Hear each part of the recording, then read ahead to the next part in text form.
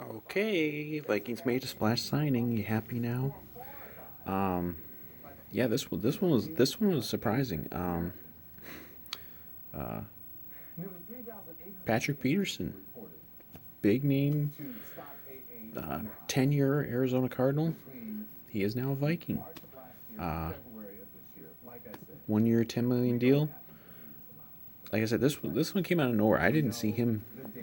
I don't read every single thing and follow every single Twitter account and everything that follows the NFL and free agency. I didn't see Patrick Peterson mentioned once. Maybe it was just assumed that he was kind of like out of our price range or something. But um, you know, gotta temper it. He's not what he was. Like he's not good. This isn't like you're not signing prime Patrick Peterson. Um, you're not getting all pro Patrick Peterson. But you know, biggest Spielman guy as I am, the one thing he really screwed up on last year was they didn't bring in any veteran presence in the secondary to help with the rookies and everything. Now the rookies did fine, like Dantzler and Gladney did. I think did pretty well considering, but it really would have helped to have had another veteran out there. So this takes care of that. Um, and supposedly the possibility he might play safety, or maybe you know play both. I think you know you know I mean you're counting on Gladney and Dantzler to kind of be your main guys. I think they're gonna maybe use Peterson as kind of a hybrid. Maybe he can play you know outside corner. He can play safety depending kind of on kind of what they want to do. Um, but this is a big sign. I mean, you just look at the defense additions, not just free agency, but just injuries and everything coming back. And this is presuming that Hunter is here. You got Hunter, you got Pierce, you got Tomlinson, you got Weatherly, and I'm throwing him in there even though he's not as high profile. I'm really glad they got him. You got Barr, you got Patrick Peterson, and maybe even Vigil will be something. Um, so you've added that to your defense, both through injury returns, opt out returns, and free agent signings. Like this defense is going to be night and day from what it was last year. And we saw Zimmer kind of weave some magic there in the middle of the season when they got on that win streak, even incredibly shorthanded. You know that defense played really well for a stretch until it just became too much. Like the attrition just became too much to handle for anybody. Um, but man, we're looking good. Like we're gonna have a really we might be back in top 10ish defense. We might go from damn near bottom of the league. Because we're still gonna draft somebody. I mean, um, but yeah, this is a really good signing. They made some more cap room. They did officially do the thing with Thielen. Made got some money there. Um, you know, again, I think we still have a little bit left, but they haven't done anything with Harrison Smith yet. We'll see if they do something with Hunter. I'm still predicting that Kirk does do some sort of pay cut slash restructure thing here in a couple days. Um, there's still other guys they can. There's probably some sort of Brian O'Neill extension they're going to do. There's still ways to to clear even more cap space. I mean, they've done a fucking great job.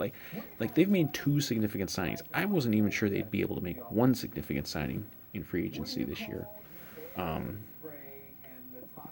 and of course, naturally, everyone's still fucking mad about that they aren't signing every single guard available. They're the fan base and the fucking media. They're mad that we haven't signed like 8 guards already. There's still a lot of guards out there, and I guarantee we're still going to sign a guard or maybe a tackle. Um, but I mean, the way they're setting it up at this point with the moves they've made, they're going to be able to focus really, really hard in the draft on the offensive line And sure, there's a risk you draft a bunch of rookies on the offensive line, but you kind of want to. Like you kind of got if you believe in these guys, and I pretty much do, you've got O'Neal, Bradbury, who I think is really fucking underappreciated, and Cleveland, if whether he plays tackle or guard. You got three real young guys on your line. If you want to have a young offensive line to grow your team with, they got the chance to do that. And now if draft comes and they don't do anything with the offensive line in the draft, I would be absolutely shocked. Because what are they going to be drafting at this point? I mean, we can make all the tired ass Zimmer's going to draft a first round corner jokes you want. They're not going to be drafting a fucking cornerback now, really in the draft. Probably not a safety. I mean, it kind of depends on what's out there, but that's not going to be happening. But yeah, I really like this signing. It's a 1-year deal, so it's not like they're signing him for long term or anything. He could just be here for a year. But just the amount of upgrades they've already been able to make on defense now are really exciting. And some of them they haven't even had to do anything because it's just getting guys back. But like, and people are mad that like, oh my god, why are we focusing on the defense? Why aren't we doing the offensive line? I mean, if I see one more person talk about how, look at our offensive line right now. Who gives a fuck what the offensive line is right now? We are, 5 months away from a game? It doesn't matter what the offensive line looks like right now. It matters what the offensive line looks like in September. And damn well, anyone with a brain anyway, knows damn well they're going to add some more guys. We'll see if they're the right guys, but they are going to add guys. And I still think they're going to, they've still got some money to mess around with. They've still got some other ways to make some cap room. They're going to have the money to still sign. I don't even know who the top guard is that's left. I still think they're going to sign, one semi. I mean, it's not going to be like a big name guy. It'll be kind of a mid-range guard or tackle. But remember, a couple of these positions on the offensive line, just being kind of a middle of the pack guy, that's huge. Like, we don't need to have the Dallas Cowboys 1990s offensive line. I mean, this offense last year was fucking excellent for the most part, with a bad offensive line and bad play calling. So it'll they're gonna, if they just have a little bit of improvement to go with this much better defense. Look, we're back in the playoffs for sure. Because, well, I'll get to it maybe on this video. But yeah, so that's the big move. That's the biggest name in terms of name, biggest move of free agency for them. Did a couple other things today. They've re-signed Chad Beebe. People are mad about that too because they think, oh my god, why is he going to be back as our third receiver? He probably won't be our third receiver. But if he's your 4 or 5, he's valuable. And he is improving. Like, I saw people comparing him to Thielen just in terms of kind of his arc of his career. It was a few years before Thielen kind of blew up. I mean, that's a hard thing to expect BB to do, is to become the next Adam Thielen. But he showed some stuff last year. He showed some big playability. So I think that's good to bring him back. The other 2 guys we didn't tender, Odenigbo signed with the Giants, and Mike Boone signed with Denver. So we wish them well. I think they didn't sign anybody else today. I didn't see anything off the top of my head. A couple things out there, not even like rumors, just my own thoughts.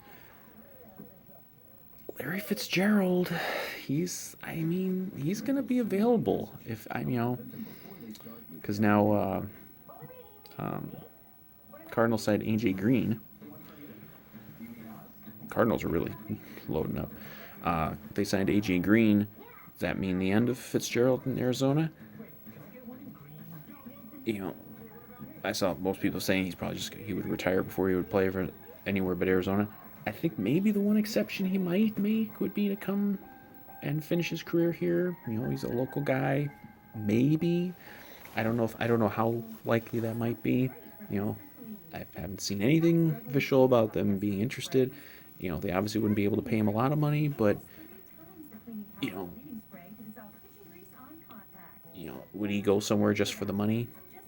To if he's going to play somewhere other than Arizona, you know, this might be a landing spot for him. I wouldn't be opposed to it at all.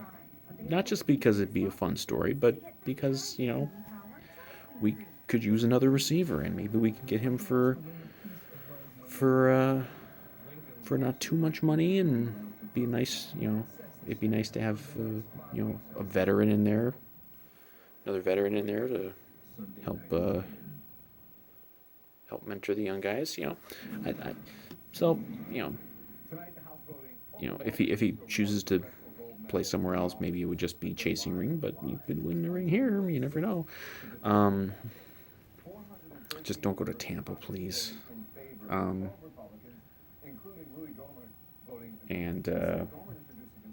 so yeah, that's there's always other guys still out there. There's still a lot of the former Vikings that I've talked about, hoping they'd maybe look into. I mean, obviously, they're not gonna have infinite money to sign all these guys at this point.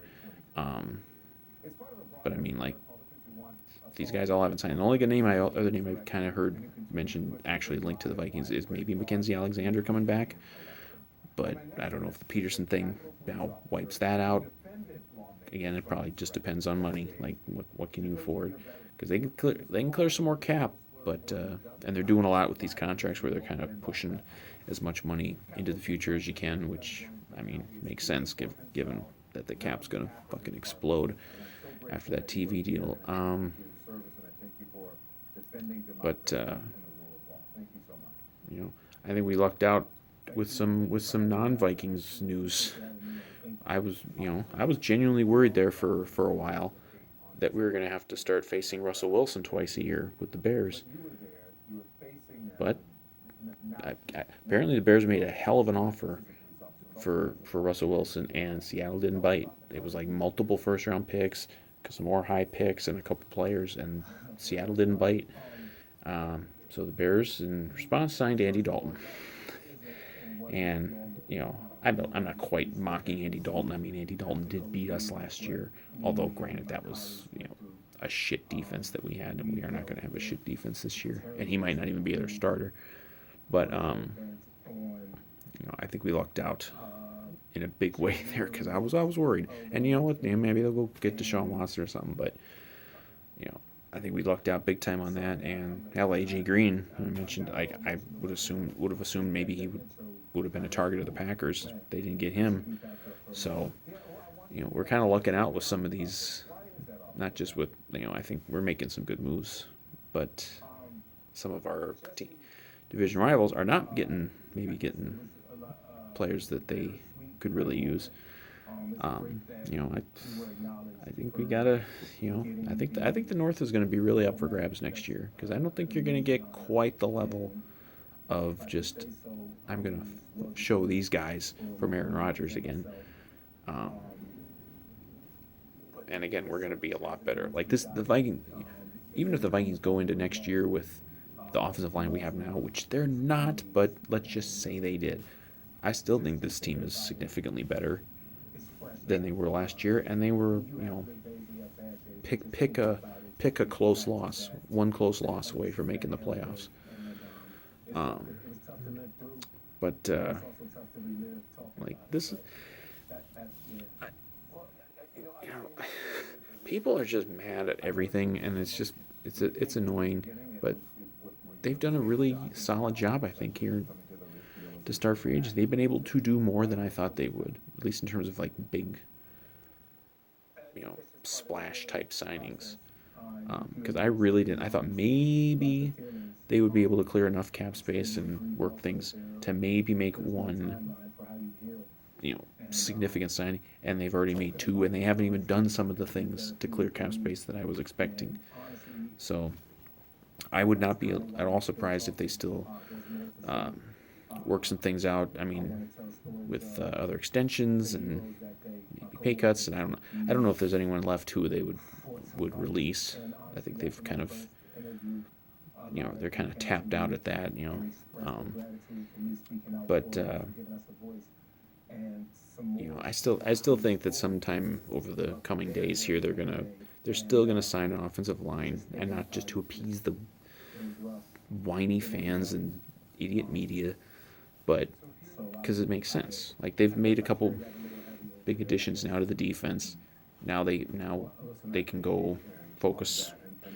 And they still might sign somebody on defense. And at this point, I don't know who they would sign. Like there would be anything significant. Maybe a pass rusher, but unless it kind of proves that things are just not going to be worked out with Hunter, I don't know why you would commit big money, any sort of big money, to a pass rusher. And I don't even know who's left out there.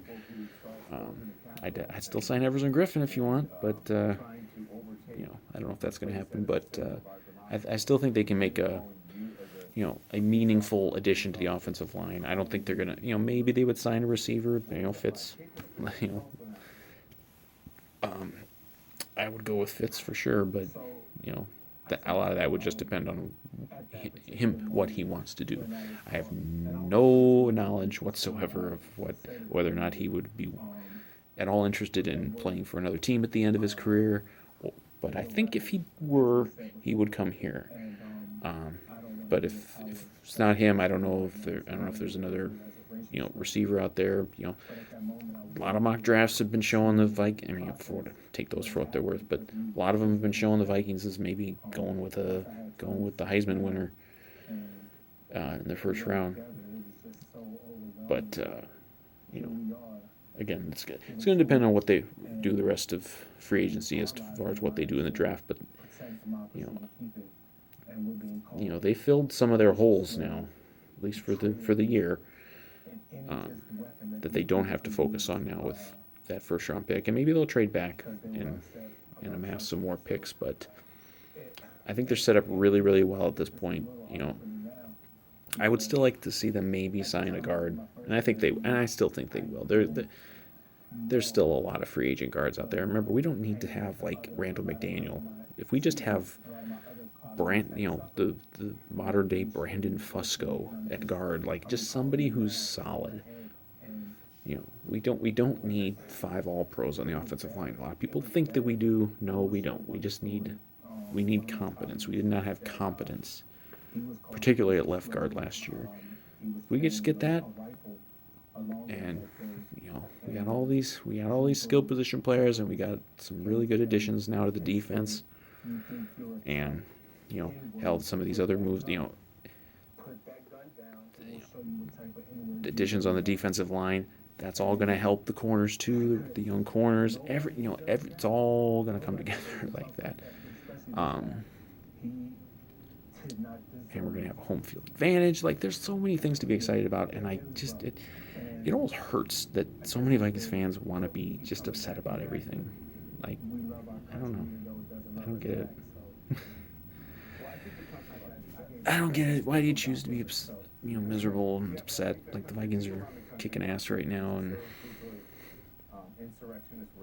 there's a lot to be very, very optimistic about. And of course, optimism often leads to disappointment, but sometimes it doesn't. Sometimes it leads to a good season, and I think we're going to have a good season at this point. There's no reason to think we're not. But again, I still think in the coming days, I still hope that we do sign somebody on the offensive line, because they have a lot of options. Like, they could move O'Neal over to left tackle if they want. They can move Cleveland over to left tackle. They have some. They could move Bradbury to guard and get a center. I mean, there's a lot of options out there. I think they like the versatility. But you know, I think they're going to be in a position where they can really focus in a big way on the offensive line in the draft, though.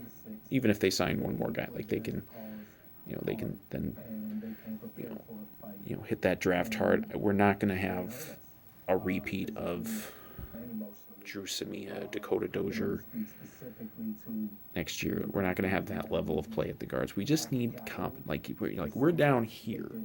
We need to get just here. We don't need to get all the way up here. You know, people underestimate just how valuable just competency in the offensive line is important.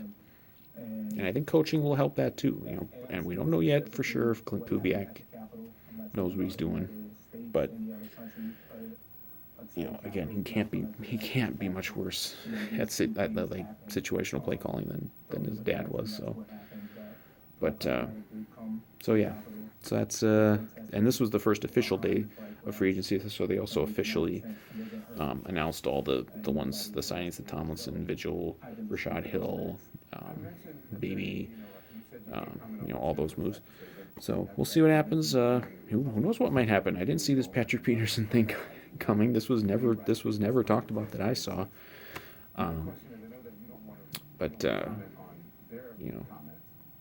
I think if you're a Vikings diehard like me, you got to be feeling pretty good about where your team's sitting right now, because they've made some really good moves so far and still have a lot of ability to create cap space for more moves. So we will see. But Patrick Peterson, let's go get it.